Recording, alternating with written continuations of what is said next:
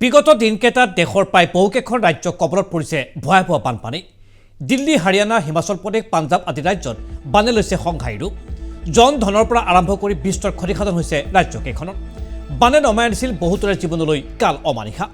ভয়াৱহ বানত সৰ্বশান্ত হৈছে একাংশ লোক। কিন্তু এই ভয়াৱহ বানেই আশীৰ্বাদ হৈ আহিল দেশৰ এগৰাকী হাই প্ৰফাইল ব্যক্তিৰ জীৱনলৈ। ভয়াৱহ বানে যেন ভাগ্যৰ চকলি সলাই দিলে কংগ্ৰেছ নেত্ৰী প্ৰিয়ংকা গান্ধীৰ স্বামী ৰবাৰ্ট ভাদ্ৰাৰ। ভূমি কেলেংকাৰীত অভিযুক্ত ৰবাৰ্ট ভাদ্ৰাৰ জীৱনত নিৰ্ণায়ক ভূমিকা গ্ৰহণ কৰিলে হাৰিয়ানাৰ প্ৰবল বানপানীয়ে। উল্লেখযোগ্য যে হাৰিয়ানাৰ বিশেষ তদন্তকাৰী গোট SITয়ে তদন্ত কৰি আছে ৰবাৰ্ট ভাদ্ৰাৰ ভূমি কেলেংকাৰী গোচৰৰ। স্কাইলেণ্ড হস্পিটেলিটি লেণ্ডৰ অনিয়মৰ গোচৰত অভিযুক্ত ৰবাৰ্ট ভাদ্ৰা। ঘটনা সন্দৰ্ভত ভাদ্ৰাৰ বিত্তীয় লেনদেনৰ সবিশেষ বিচাৰি হাৰিয়ানা ইউনিয়ন বেংকত উপস্থিত হৈছিলগৈ SITৰ এটা বৃহৎ দল।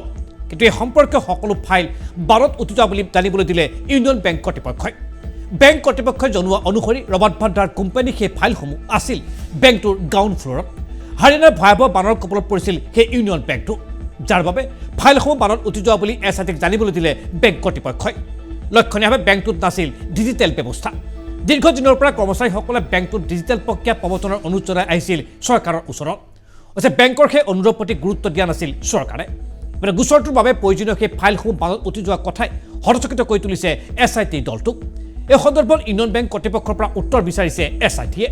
কি পৰিস্থিতিত ফাইলসমূহ বানত উঠি যাব পাৰে সেই কথা জানিবলৈ নিৰ্দেশ দিছে তদন্তকাৰী সংস্থাটোৱে।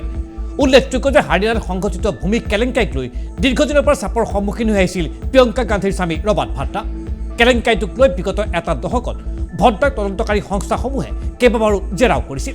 ৰবাৰ্ট ভাদ্ৰাৰ ফাৰ্মৰ পৰা ৰিয়েল ইষ্টেট কোম্পানী DLFলৈ ভূমি হস্তান্তৰণত দুৰ্নীতি হোৱাৰ অভিযোগ উত্থাপন কৰা হৈছিল। এনে সময়তে বানে ফাইল উটুৱাই নিয়া ঘটনাই হয়তো চিৰদিনলৈ সলনি কৰিব পাৰে ৰবাৰ্ট ভাদ্ৰাৰ জীৱন পৰিক্ৰমা। লগতে সলনি কৰিব পাৰে দেশৰ ৰাজনৈতিক প্ৰতিচ্ছবিও। ৰবাৰ্ট ভাদ্ৰাৰ দুৰ্নীতিক লৈ বিজেপিয়ে সমালোচনা কৰি আহিছে কংগ্ৰেছ দলক। ৰবাৰ্ট ভাদ্ৰাৰ বাবে গান্ধী পৰিয়ালে বিজেপিৰ তীব্ৰ চাপৰ সন্মুখীন হৈ আহিছে। এতিয়া সেই ফাইলসমূহ অন্তৰ্ধান হোৱাত যদি ভাদ্ৰাই ক্লিনচিট লাভ কৰে তেন্তে এয়া হ'ব কংগ্ৰেছৰ বাবে এটা স্বস্তিৰ কাৰণ। আৰু স্বাভাৱিকতে এই খবৰে কংগ্ৰেছৰ শিবিৰকে নহয় নেহেৰু পৰিয়ালকো উজ্জীৱিত কৰি তুলিছে।